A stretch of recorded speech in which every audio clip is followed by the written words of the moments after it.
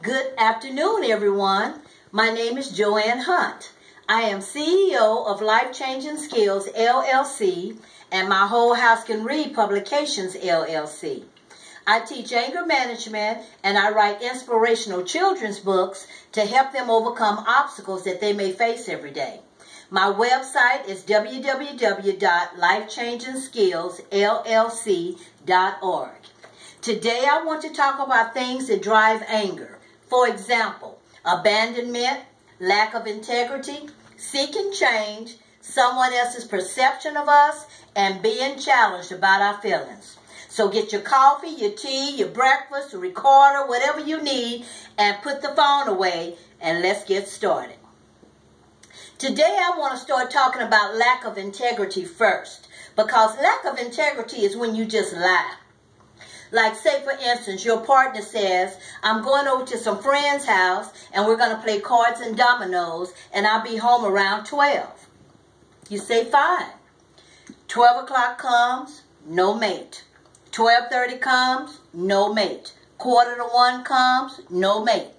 Now, you know all your mate had to do was pick up a phone and call or text and say, I'm running late. I'll be there later. I'm okay. But what did it cost them to not do that? It cost them a breakdown in your relationship. The number one thing that hurts relationships is not being honest with each other. Okay, we can take a little further. What if you tell your children, I am going to pick y'all up on Friday evening after I get off work, and we're going to Wally World. And the kids are so excited. Friday comes, they say, oh, we're going to Wally World tonight. 5 o'clock comes, the kids are saying, oh, we got 1 hour left. 1 hour left. This is going to happen. 6 o'clock comes, no show. 7 o'clock, they looking out the window, texting, calling you, what's up? What did it cost you to call those children and say, hey, look, I had to work overtime. I had to go pay a bill. I had to do whatever. What did it cost you to call or text them? Everybody has a cell phone. Some people have 2 or 3. That is just lying to someone. And you know what? The next time you tell them or promise them something, they're not going to believe you because you lied.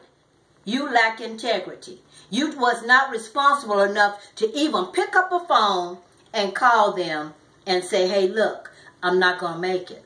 Or we'll plan for another time. Okay? The next thing is seeking change. In this world, in this season, change is going to happen. You may be on a job and you change jobs. You might have hired in one position and now you have to do another one. You may have to move across town. Your children may have to change schools. Anything can change at this point. And you have to embrace the change. You have to think about change being something beneficial to you in the future. Stepping stones. Things that you need to do to get somewhere else. And you need to teach your children the same attitude. Because your attitude is what's going to get you the benefits in the end. Now, someone else's perception of us, you may say, I don't care what people think about me and I don't care what they say, but you do. Because you're human and you do care. But what you have to do, you have to get yourself to the point to where you are at your best and you're doing your best. And when you're doing your best and you're at your best, that's all anybody could ask of you. And when you're like that, you don't care as much about what they say about you or think about you. And the last one, not the last one, but being challenged about your feelings is next. People may say, why do you feel like that? You shouldn't feel like that. You know, these are your feelings and you own them. If you're grieving, grieve. If you're unhappy, be unhappy. If you're happy, be happy. But those are your feelings. Don't let anyone tell you about your feelings.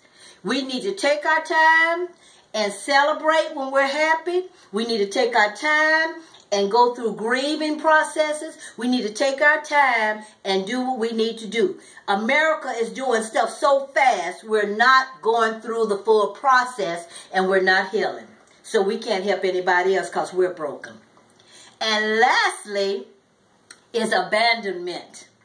Abandonment is so dear to my heart because I work with children.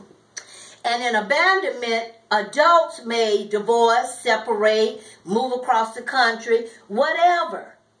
But with children, when people move away from them or they are taken away from them or whatever, they feel abandoned.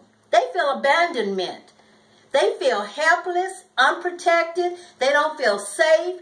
They feel weakened, but they're not destroyed, and they feel forsaken. So when adults go through relationships and they go through a separation or a divorce or the friend moves away across country to a new job or whatever, don't take the relationships that those people had with those children away. Don't close those doors for them because you don't know what that relationship was. You don't know what those people brought to your children. You don't know what grandma and grandpa does and says to your children that you don't even know how to say. You don't know. So don't close those doors because those children need those relationships. And when you shut those doors and close those relationships down for your children, they feel helpless, unprotected, unsafe. They feel like little lost puppies. That's one of my books, by the way. So we need to make sure that we leave streets and avenues open for our children. Those people that have been their friends and relationships with them and love them and they love them, leave those relationships alone. Let them continue to grow and get greater and better because they make your children healthy. They make them strong. They know where they can go to get help rather than going over here to this gang trying to get some help or going over here and dealing with their little classmates, their peers that don't have a clue about life but's trying to tell them what to do.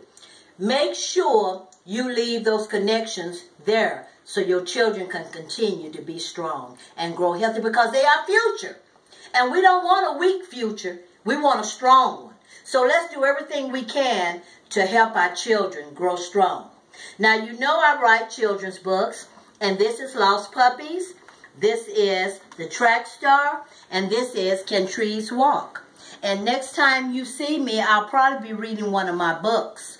But I also want to tell you about my great niece, Aubriana. She's an upcoming model from Oklahoma City, and she is beautiful.